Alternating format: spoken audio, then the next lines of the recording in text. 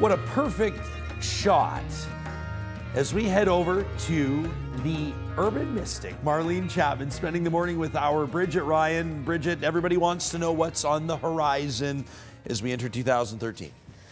Yeah, it's funny. Marlene says the #1 question she gets probably is when people come to see her, and let me tell you, thousands of Edmontonians seek her counsel. The #1 question is that when they're at that point in their lives when they're not happy, when something is just not right. And we have been getting loads of emails from people who are not necessarily not happy. Some of them, frankly, just not happy with the last year, hoping that this year is better. But let's get right to it, because I know that we've been taking some emails, and so you've had a little bit of time. Kathy King, of course, who weighed in and was questioning about a home business that she has fired up. Is that right? Yes, yes. And you know, I like Kathy's email, and what I want to say is don't just believe that you have to do just one thing, because I actually took a look at your vibration, because you sent in your birth date, and you get bored really, really easily.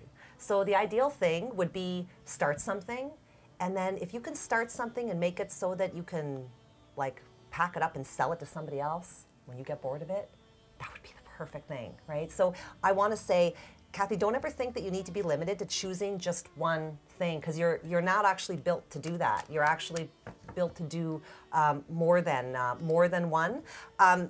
This home-based business.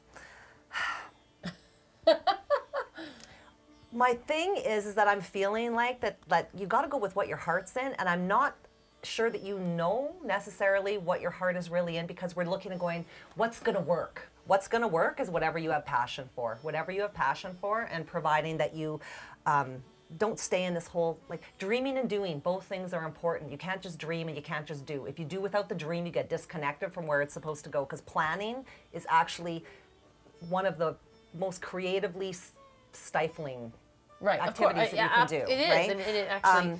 So I would say, if it were me, I'd see if I can maybe balance a little bit of both. Okay.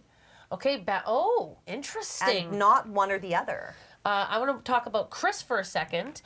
You have Chris's birthday, of course. He wants to know about his work situation. Will it improve? What's his year going to be like? Chris, I have to tell you, when I gave her your birth date and said your name to her, she actually went, and I'm not kidding, she was like, oh, Chris. Now, you did do that. Yeah, I did. Because last year, Christopher should have been challenging, really difficult. And where you're at in your life right now is that place of having to decide what your boundaries are. You've been pushed. 2013 is going to be the best year to make change, but you're going to need to break away from that which you feel is safe yet stifling. You're going to run into bullies and things like that test your power most of your life, because you're meant to be a leader. So 2013 is going to give you an opportunity to step out of a limiting situation into something new. Don't be afraid to take risks. Okay, if you were to pull one card for Chris right now, what would it be? Would be the 4. Okay, so what this talks about is like moving up to a whole new level of being. So it's like, if this is about your career, it's like when we become kind of like a master at what it is that we do, or we're stepping up a level. So this would be, I'm moving up a level with the skills that I have. Okay, D Strand, moving. They're moving, and she, of course, gave you her date as well. Yes. What's her vibration Well, like?